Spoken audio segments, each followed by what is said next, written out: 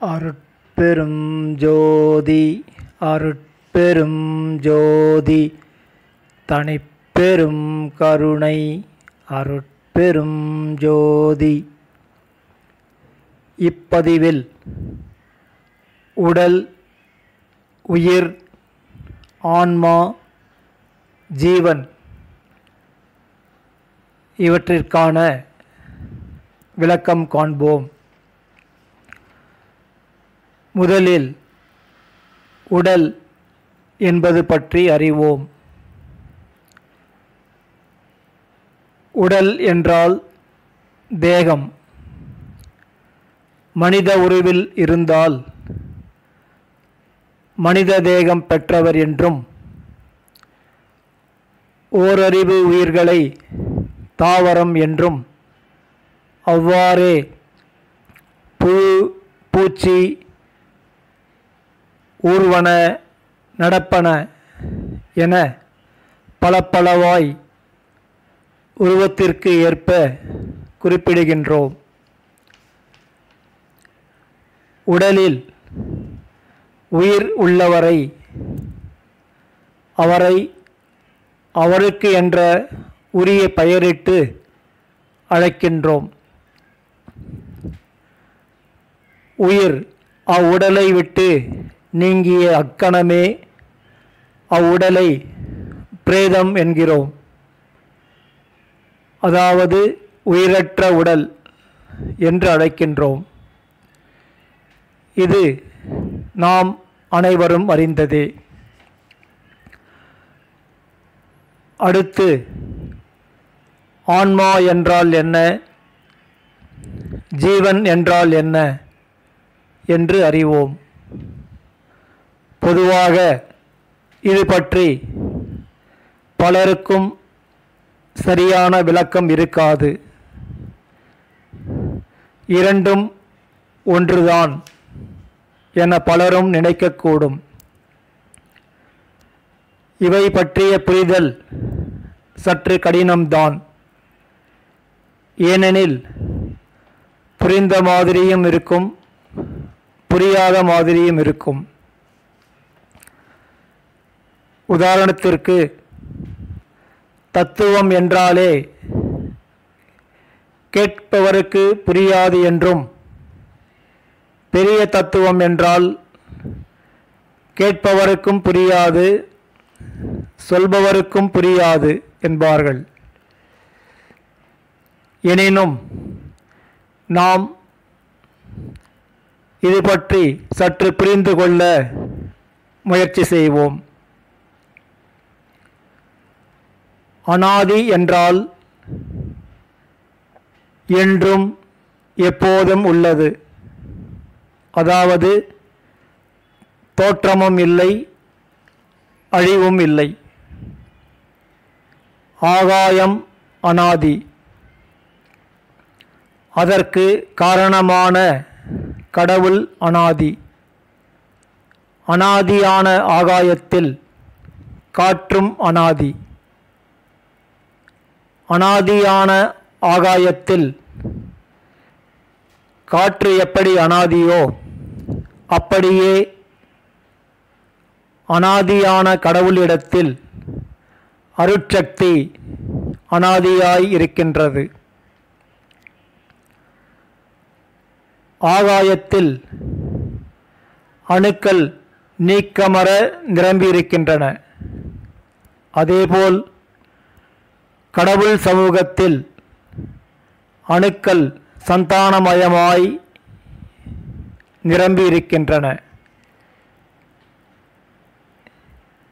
இவ் அணுக்களை ஆன்மா என்றே வள்ளல் பெருமான் குறிப்பிடுகின்றார். இவை அசையக்கூடியது, அதாவது சித்து எனப்படும். ஆகாயத்தில் நீக்கமற நிரம்பியிருக்கின்ற அணுக்கள் அசைவற்றது. இது சடம் எனப்படும். அதாவது ஆகாயத்தில் நிரம்பியிருக்கின்ற அணுக்கள் அசைவற்றது. இது ஜடம் எனப்படும். ஆனால் கடவுள் சமூகத்தில் சந்தானமாய் நிரம்பியிருக்கின்ற அணுக்கள் அசையக்கூடியது. அவை சித்து எனப்படும். சித்து அறியும் தன்மையுடையது. சடம் அறியும் தன்மை அற்றது. அறியும் தன்மையுடைய சித்தும் தானே அறியாது. அறிவித்தால்தான் அறியும். அதனால்தான் அதை ஜடசித்து என்கின்றன நம் மறைநூல்கள். இத்தகைய தன்மையான அனாதி ஆன்மா பிறப்பு இறப்பு என்னும் சுழற்சியில் சிக்குண்டதனால் உயிர் என்றும் ஜீவன் என்றும் சுட்டும் நிலைக்கு தாழ்வுற்றது. சரி, ஆன்மா ஏன் இவ்வாறாக பிறப்பு இறப்பு என்னும் சுழற்சியில் சிக்குண்டது என்றால், இறைவன் ஆன்மாவிற்கு தன்னை தானென்று அறியவும், இறைவனுடைய இயற்கை இன்பத்தை அடையவும் தனது அருட்சக்தியால் சுதந்திரம் அளித்தார்.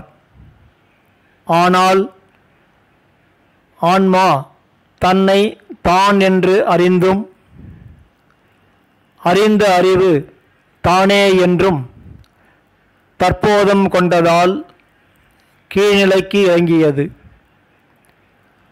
அதாவது நான் என்னும் முனைப்பு மேலிட்டதால். இதுதான் ஆணவ மலம் எனப்படுகின்றது. எனவே இறைவன் தன்னுடைய தனிப்பெரும் கருணையால் அதற்கு மனித தேகம் அளித்து, அது உண்மை உணர்ந்து இயற்கை இன்பத்தை அடைய வழி செய்ய உலகங்களை படைத்து அருள் புரிகின்றார். ஆனால் அது மீண்டும் மீண்டும் நான் எனது என்னும் ஆணவத்தால் சிக்குண்டு அல்லல் படுகின்றது. பிறகு படிப்படியாக உண்மை உணர்ந்து நல்வழி தேடி மேல்நிலை அடைய வேண்டும். இதற்காகத்தான் பல கோடி பிறவிகள், அதாவது உண்மையான ஆன்மலாபம் அடையும் வரை பிறவிகள் தொடர்ந்து கொண்டே இருக்கும். வள்ளல் பெருமானார் கூற்றுப்படி எது உண்மையான ஆன்மலாபம் என்றால், எல்லா அண்டங்களையும் எல்லா புவனங்களையும் எல்லா பொருள்களையும் எல்லா செயல்களையும் எல்லா பயன்களையும்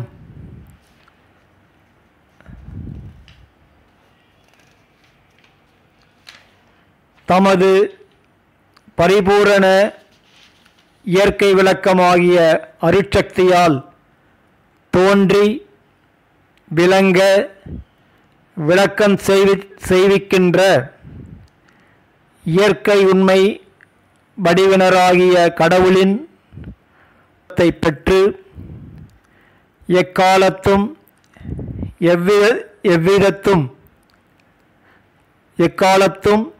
எவ்விடத்தும் எவ்வளவும் தடைபடாமல் வாழ்கின்ற ஒப்பற்ற பெரிய வாழ்வே இந்த மனித பிறப்பினால் அடையத்தக்க உண்மையான ஆன்மலாபம். எனவே மனித தேகம் பெற்ற நாம் யாவரும் வள்ளல் பெருமான் அறிவித்தவாறு அந்த ஆன்மலாபத்தை அடையும் நன்முயற்சியில் முற்படுவோம். அதற்கு எல்லாம் வல்ல அந்த இயற்கை உண்மை கடவுள் துணையாயிருந்து நல்லருள் புரிய வேண்டுவோமாக. முடிவு கருத்தாக, ஆன்மா என்பது திருவருள் சமூகத்தில் அணுவாய் இருந்த நிலை என்றும், அது பிறப்பு இறப்பு என்னும் சுழற்சியில் கட்டுண்டு தாழ்வுற்றதால் உயிர் என்றும் ஜீவன் என்றும் அழைக்கப்படுகின்றது.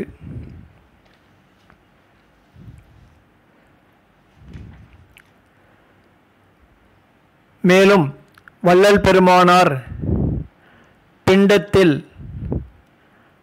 அகம், அகப்புறம், புறம், புறப்புறம் என்னும் 4 இடத்தில் அகம் என்பது ஆன்மா என்றும் அகப்புறம் என்பது ஜீவன் என்றும் குறிப்பிடுகின்றார்.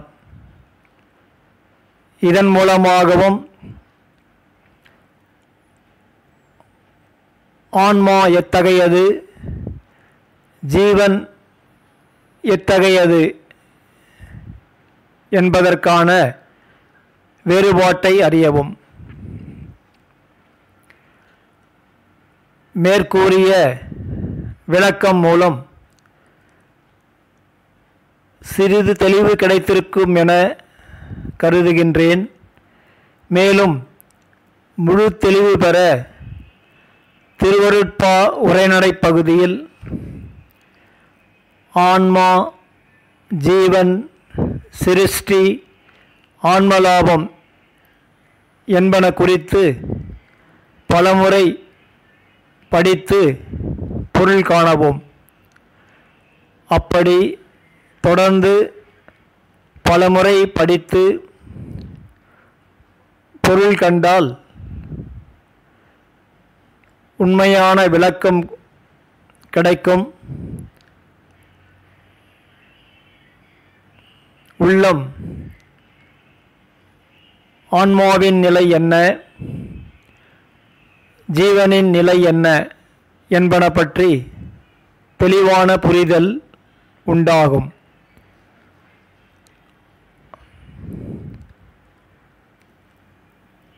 அதன் பின்பு வள்ளல் பெருமான் காட்டிய சுத்த சன்மார்க்க நெறியில் நின்று அவ்வழி நடந்து அவர் காட்டிய, அவர் அடைந்த ஆன்மலாபத்தை நாம் ஒவ்வொருவரும், அதாவது எல்லா உயிர்களும் இவ்வுலக எவ்வளவோ கணக்கில் அடங்காத பெருவெளியில் உண்டாகிக் இருக்கின்ற அண்டங்கள், அவற்றின் உலகங்கள், அவ்வுலகங்களில் உள்ள எல்லா உயிர்களும் அவ்வாறே அந்த உண்மையான ஆன்மலாபத்தை அடைவதுதான் உண்மை இயற்கை நியதி என அறிந்து நாமும் அந்நிலை பெறவும், எல்லா உயிர்களுமே அந்நிலை எய்தவும் எல்லாம் வல்ல இயற்கை உண்மை கடவுளாகிய அருட்பெருஞ்சோதி ஆண்டவரை